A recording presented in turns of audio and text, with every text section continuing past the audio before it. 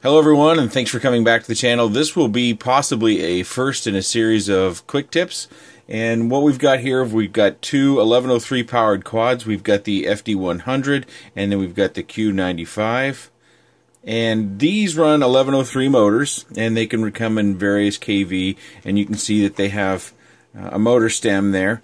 And one of the things that I lamented about a bit is that the Q95 does not come with motor mounting screws.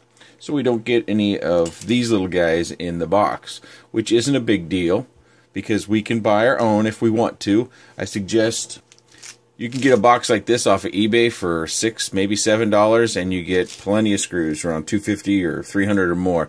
And if you're going to be in this hobby long, especially in micros, this kit will come in handy. These are 2mm screws and in various lengths and sizes.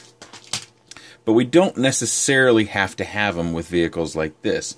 Now, these both come with these Jim Pham props. They're 2-inch props, and you can press these right on. But what I like to do when I press them on is I like to support the motor by grabbing the bell. You can't see it great because of the motor protection, but I like to pinch the bell so I can support it, and that's mainly because these motor stems are generally just pressed in, and I don't want to press out. If I can avoid it, I don't want to press the C-clip out or damage anything here at the lower half.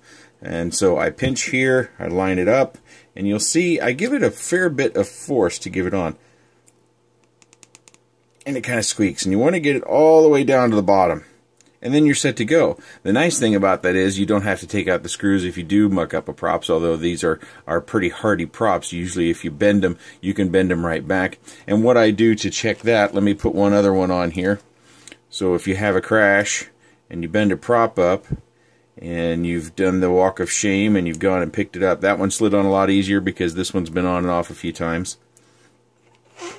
Is I just take the motors and I just turn them, so I line the props up as best I can, and then I turn one and check, and then I'll turn the other and check, and when I'm happy I just rotate back and forth, and then I'll do that across the back and across the front, the sides, and I'll work my way all the way around. Make sure I'm always comparing two, one that I'm satisfied with one I'm not satisfied with. When you're just getting started, that's why I rotated one, and I would see that they lined up, then I'd rotate the other one, and then I'd rotate it back and forth. As you give them around the vehicle, you can just rotate the one you're now checking against one of the blades of the props.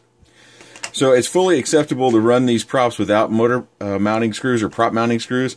I do suggest that you pick up that kit that I referred to. You can find those on eBay. Just search for M2 hex screws and you'll find kits. You can order specific lengths if you'd like. The particular ones that you would use normally for these props, I believe these are 5mm screws. So if you're running a lot of these props, 5mm screws should be just fine for you. If you're running larger props, such as this DYS that's been well loved, or this King Kong 2840, I don't suggest doing the push-on method. You can do that, and I'll show you here that they do slide on pretty stiff still. Of course, this prop doesn't fit this vehicle, but if you have a vehicle, I don't suggest running these larger props on larger motors because you probably will find that they get weaker and they will fly off at some point in time, and that will result in a crash and possibly damage to your vehicle. So with these 2-inch props, I think it's safe. We just want to make sure they press on nice and firm and all the way down to the bell housing, and we can fly it just fine. But if you're running larger props, I do suggest the prop screws. There you go, quick tip on props for our micros. If you have any comments, questions, or suggestions, please leave those in the section down below. I appreciate your time, and thanks for watching.